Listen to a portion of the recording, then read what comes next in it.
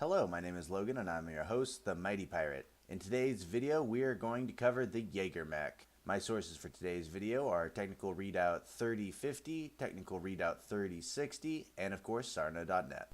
Like the Enforcer, the JagerMech is a battle mech that has long since fundamentally been associated with House Davian and its federated son. It would also be a mech despite its value as a range fire support unit has long been in desperate need of a redesign to make it more survivable on the battlefield. That redesign finally came in the months prior to the calamitous clan invasion. The redesigned JagerMech is still at its heart the same fire support battle mech it has always been, just with a lost tech edge it had not possessed before. Now equipped with an extra light fusion engine, the new JagerMech gained back the mass it needed to mount heavier Class 5 ultra autocannons and medium pulse lasers in place of the standard weapons it once carried. More importantly, that switch gave the design team the opportunity to not only mount additional ferrofibrous armor, but to protect its vulnerable ammunition magazines with case. This new JagerMech carries, on average, 20% more armor, and though it would still likely be incapacitated by an ammunition explosion,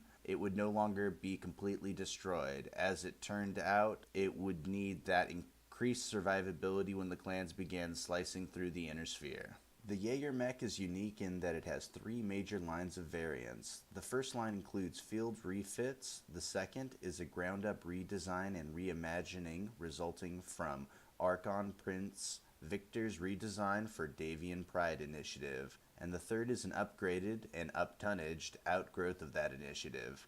The so-called JagerMech 3 belongs to the second line. The JagerMech was customarily relegated to support, lacking a reputation for the strength in a stand-up slugfest.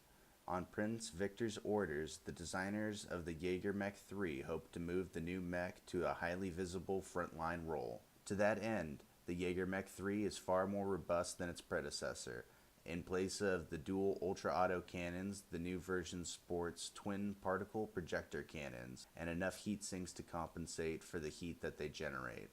In place of the older Type 2 autocannons, designers installed a pair of new Ultra Type 2 autocannons. Callan technicians also upgraded the fusion reactor to give the mech enough speed to keep up with Inner Sphere and clan mechs of the same weight class. The final design improvement was upgraded armor protection. The JagerMech 3 can do immense damage at long ranges. Its only major drawback is the lack of significant close-range firepower. Early field tests of the new design proved its worth. Pilots commented that the mech's slightly lower center of gravity aided in maneuverability at high speeds. The JagerMech 3 also appeared to blend well with Fedcom heavy lances in mock simulations against clan and inner sphere opponents. That will conclude my video on the JagerMech. Next week I'm going to do a video on the Stormcrow, and then after that I'm going to do a video on AI in the Battletech universe.